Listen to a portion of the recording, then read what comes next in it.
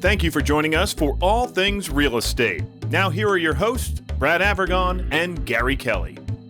Hi, I'm Gary Kelley with Lomacchia Realty, and I am joined, as always, by Brad Avergon with Fairway Independent Mortgage.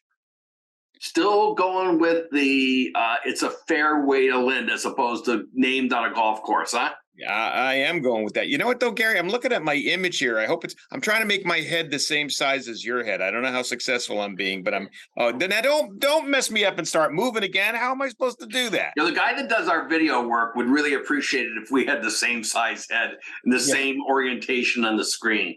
That's right. An enormous head, I might add. Yeah. So Brad, I want to take you to Double T's. As you know, because you've been there with me, Double T's is a pub in Marlboro. He lists his address as Florence Street, which I think technically, legally it is, but it's on Weed Street, which is over by one of the garages, and kind of an odd name for a place. But the owner's kind of a friend, and I'm an early to bed, early to rise guy. So it's not uncommon for me to go over for dinner at the early time of the night. And I'll be sitting there and someone will sit down next to me and they'll see a Lomacchia shirt, or we'll be talking something real estate. And they always lean forward, making my head different size than yours now. They always lean forward and say, "When's it going to crash?" And, what's your reaction to that right now? Oh, Gary, I get that. I get that question so often as well, and it almost makes me laugh. I feel like quoting the line for Bill Murray in Stripes when he says, "Anarchy and dogs and cats living together," and it's just craziness, right? First of all, the idea of a crash. I mean, I've been doing this. I've been doing this for over 35 years, and when you hear the word crash, it really has this whole emotional impact. I just don't see it. I've been in the market. Come on, Brad. We had a crash in 2008. It was bad. Cats and dogs were living together. We know that. I was going to say, I was doing this in 2008. And while there were certain areas that lost value, number one, the sand states, they say, which is like Nevada, Vegas, Arizona, Florida, different marketplaces. While we may have lost a little, they lost a lot, but we were back out of it within 1 to 2 years. And we were coming out of a time when lunacy was in the air, right? I mean, crazy loans were being written. Right now, I just don't see it. The numbers, I'm a numbers guy, right? Based on what I do, the numbers just don't add up. We don't have enough properties. I still have, a file full of a file drawer filled with clients that haven't been able to get homes yet. So it's just not happening. Are we going back to a more reasonable market? Absolutely. And I think that's a good thing, but I just don't see the crash. What do you think, Gary? You think we're coming up on a crash? I'm not sensing a crash. For us to have a crash, in my mind right now, we don't have sufficient inventory to have a real crash. Our inventory right now is higher than it was in the early COVID days, but it's certainly not what it was like pre-COVID. And that's going to lead into a lot of it. I remember in 2008, just to tell a story, I was working with some guys we were in Lynn, Massachusetts, and we had properties that were investment properties, and they were tanking. And a couple of the guys just had to take a break from that business for a while because it was so stressful. And I remember coming back to the office one day, and the other guy that was with me was kind of the deals guy. He says, "What are we going to do now?" I said, "We're going to sell the stuff that isn't performing." It's just that simple. And that's what we did. But it was a grim time. That's not what it's like right now. You mentioned it. Right now, when we put a house on the market, we're getting a couple, 3, offers, maybe half a dozen, but it's not the 25 offers that it was before. We actually are having people do home inspections. Now, I'm a big believer in home inspections. I think home inspections help you not to have lawsuits later when people are surprised by what they bought. So I think it's a risk mitigation. Let me try that again. Risk mitigation strategy to not have to deal with all that. So I think it's all great. I really do. I think so too. And there's another factor that I call the invisible factor, and that's the demographics. That's the historical numbers that are coming out, and that's this. So in 2008, when the market crashed, builders stopped building. They really slowed way the heck down because they what were they going to sell? What were they going to do? How are they going to make this all happen? Well, that building has not come back. Now, first of all, in our area, there's not a lot of raw land to build on anyway, so that's the first step.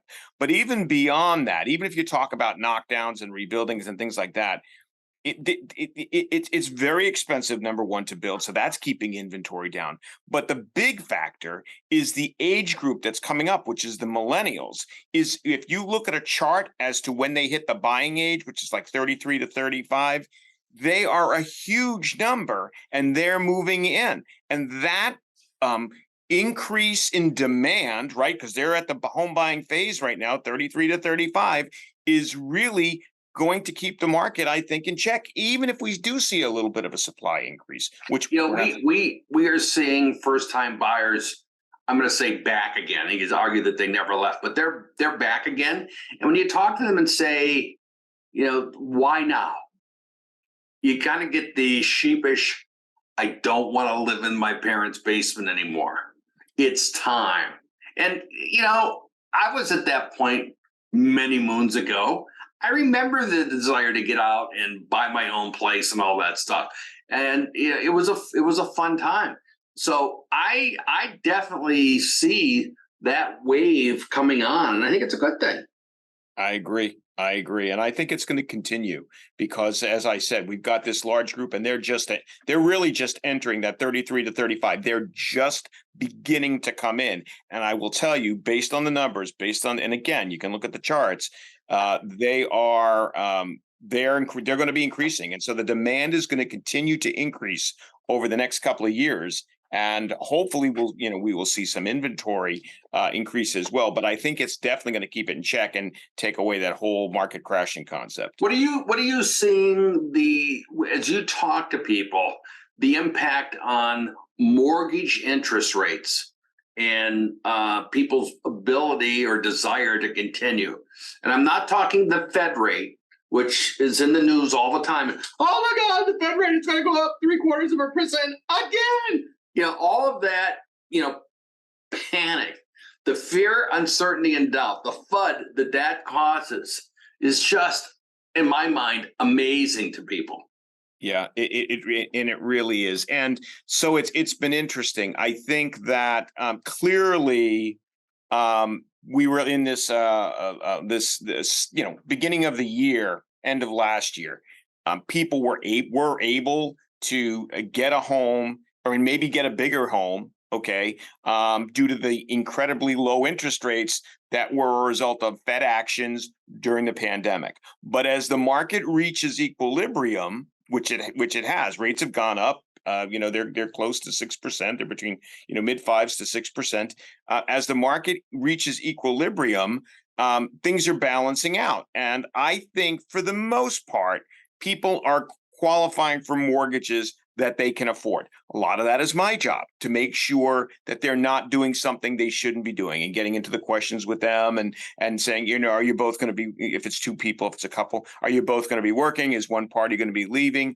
Or are you both going to be, working indefinitely? Do you see increases in your income? Now, hold on a second. You actually sit there and say, okay, are you both in this together? Are one of you leaving? No, not leaving the spouse. Okay. No, leaving the workplace, like maybe having children, being a stay-at-home parent, things like that. Is there going to be a change in cash flow is the way I refer to it. Yeah. Because I want to know that. I don't want them struggling. And again, it depends on what the other thing is. What kind of debt do they have? Do they have 2 car leases?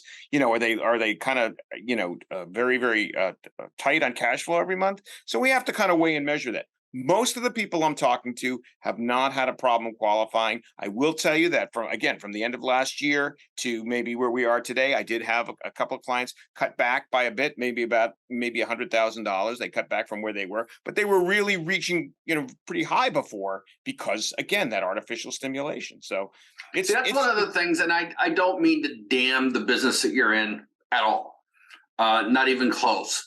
But that's one of the things I tell people is you will get approved for a far bigger mortgage than you should have.